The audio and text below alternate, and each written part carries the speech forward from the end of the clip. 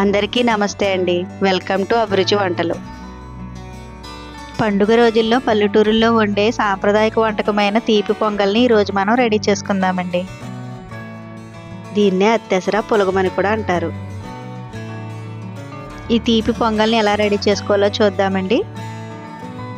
మా వీడియోని ఎక్కడ స్కిప్ చేయకుండా చూడండి. మా ఛానల్ ఫస్ట్ టైం చూస్తున్నట్లయితే సబ్స్క్రైబ్ చేసుకోండి.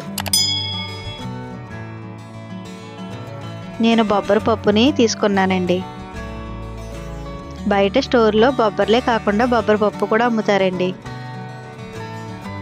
మనం తీసుకున్న 1 కప్పు బొబ్బరి పప్పుని కడాయిలో వేసుకుని వేయించుకోవాలి. ఇలా పప్పుని వేయించి తీసుకోవడం వలన ఈ రైస్ చాలా కమ్మగా ఉంటుందండి.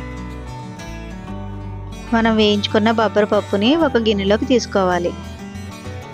పప్పు తీసుకున్న కొలతకు సమానంగా రైస్ని కూడా తీసుకోవాలి. తీసుకున్న పప్పుని రైస్ని 2 సార్లు క్లీన్ చేసి తీసుకుందామండి. ఇలా క్లీన్ చేసుకున్న ఈ రైస్లో మనం ఏ కప్పుతో అయితే బొబ్బర్ల పప్పును రైస్ని తీసుకున్నామో అదే కప్పుతో 5 గ్లాసులు వాటర్ని వేసుకోవాలి. ఇలా వాటర్ వేసిన తర్వాత ఒక 20 నిమిషాల పాటు నానబెట్టుకోవాలి. 20 నిమిషాల తర్వాత స్టవ్ పై పెట్టుకుని మీడియం ఫ్లేమ్లో కుక్ చేసుకోవాలి. రైస్ ఉడికేటప్పుడు ఇలా పైన వచ్చే నొగరుని తీసివేసుకోవాలండి.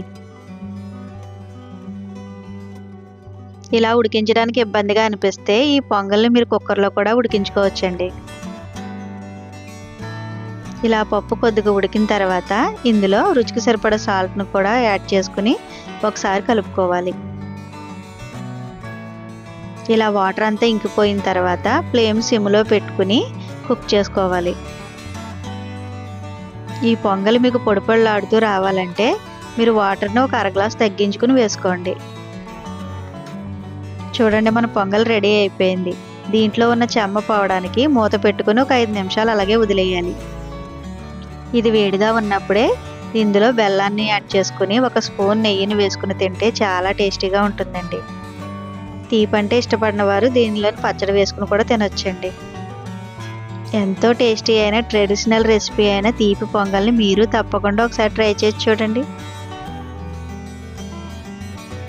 మా వీడియో నచ్చితే లైక్ చేయండి, షేర్ చేయండి, సబ్స్క్రైబ్ చేసుకోండి.